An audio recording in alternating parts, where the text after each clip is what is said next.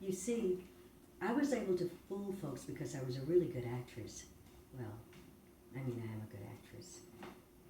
Well, I do have an Emmy Award, an Independent Spirit Award, a Chicago Film Critics Award, and 3 NAACP Image Awards that say so. And let me tell you, I had to pull out all the acting skills for this one. Because for a very, very long time, I made my way through life wearing this mask. But you see, I was living with so much insecurity, so much fear, and fear was huge. It felt like the first emotion I was born cognizant of. It enveloped the air I breathed. It spoke for me. It ruled me and had its way with me. It was the monkey on my back. My name is Debbi Morgan, and this is my personal memoir, The Monkey on My Back, being released this Tuesday, June 23rd, and I'm dedicating it to the memory of my mother, Laura Morgan. And now I would like to share a few passages with you.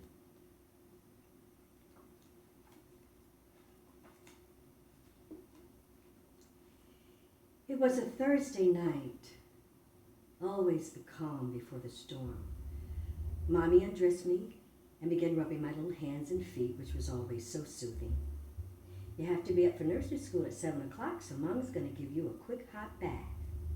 Mommy, will you read me my story, Goldilocks and the 3 Bears? Not tonight, it's late. On the weekend, Mommy will let you stay up and tell you all the stories you want. I looked into that beatific face. The bruise under her eye had almost disappeared, but the memory of how she got it had not.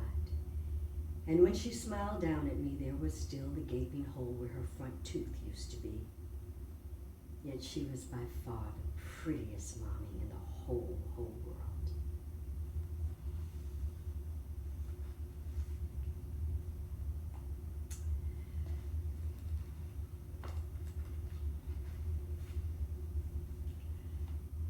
Our special occasion was to take place at a hotel, if you could call it that. The room was more dingy and bleak than the lobby. It stank of stale liquor and cigarettes. The crumbled up bed looked like it hadn't been changed since the last occupant. And I stood at the foot of the bed, which was only a few feet from the front door, and swore I saw something crawling across the floor in the moonlight.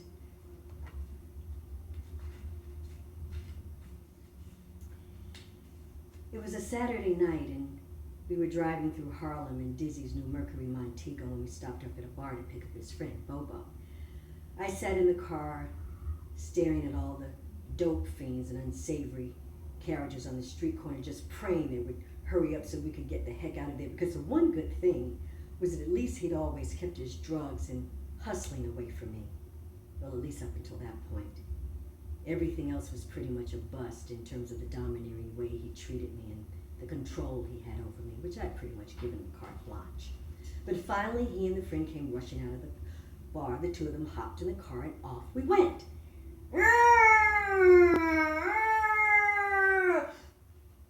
I swear we hadn't driven more than a block or two before we all heard the police siren. Oh man, what we gonna do with this shit? What we gonna do with all the dope?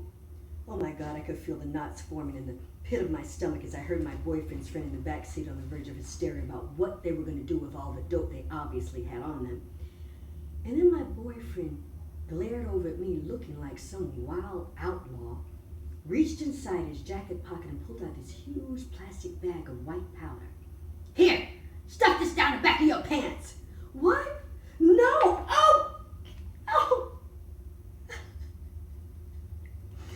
You do what the hell I tell you to do, not take it and stuff it down the back of your pants.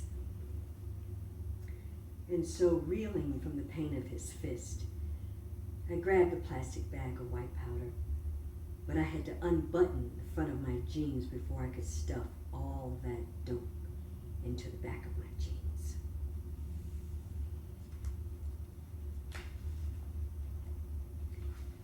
It seemed like Mom and I were running a race to see who'd get to the finish line of their marriage first. After discovering that Sam was cheating yet again, Mom won the race, but only by a matter of months.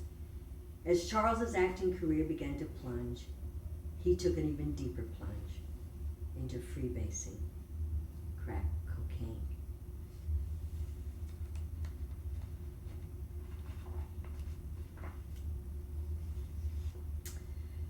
And now I was marrying husband number 3, a talented Bahamian photographer whom I never ever should have walked down a 7-Eleven aisle with, never mind a church aisle.